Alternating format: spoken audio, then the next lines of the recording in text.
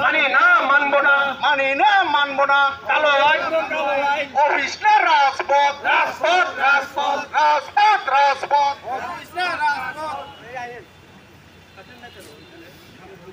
মানি না মানবো না,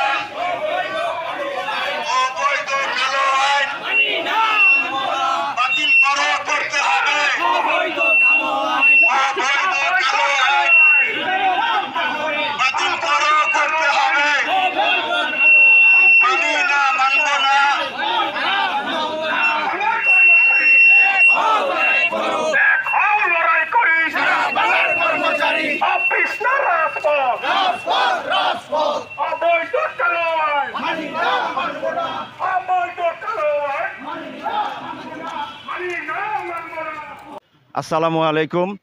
বাংলাদেশ সরকারি চতুর্থ শ্রেণী সরকারি কর্মচারী সমিতি, বাংলাদেশ সরকারি সমন্বয় পরিষদ সরকারি কর্মচারী সংগঠনের উদ্যোগে গাজীপুর জেলা শাখার সমস্ত কর্মচারী ইউনিট এবং অধিদপ্তর সহ আজকে আমরা অবৈধ কালো আইন এবং এই অধ্যাদেশ বাতিলের দাবিতে আমরা সরকারি কর্মচারীরা ঐক্যবদ্ধভাবে সারা বাংলাদেশ সহ কেন্দ্রীয় কমিটির ন্যায় এবং কেন্দ্রীয় কমিটির নির্দেশে আমরা গাজীপুর জেলা প্রশাসক মহোদয়ের কাছে স্মারকলিপি প্রদান করতে যাচ্ছি প্রধান উপদেষ্টা বরাবর, এবং এই অধ্যাদেশ বাতিল চাই।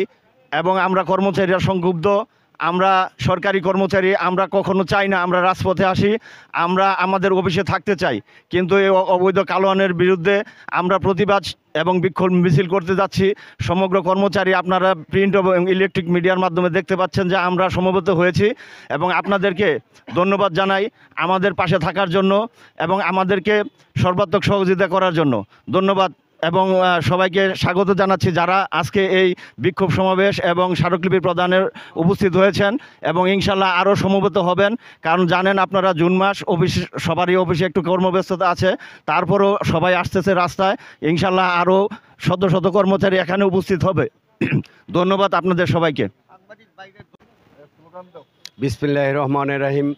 আপনারা জানেন আমরা দীর্ঘদিন ধরে আমাদের প্রাণের দাবি পালন করে আসিতেছি।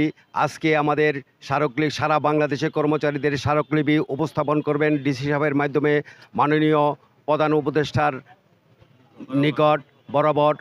আমরা আমাদের এই 50% মর্গ ভাতা দাবি করছি, যেই 2025-এ যেই অধ্যাদেশ বাতিল চাচ্ছি। আমরা আজকের এই কর্মচারীদের অনেক দিনের পরাণের দাবি আমরা আজ আমাদের এই আন্দোলনের মাধ্যমে ফুটে তুলতে যাচ্ছি। আপনারা সকলেই আমাদের পাশে থাকবেন এবং কর্মচারীদের আমাদের সবাইকে ধন্যবাদ এবং উপস্থাপন দিতে হবে। বিসমিল্লাহির রহমানির রহিম।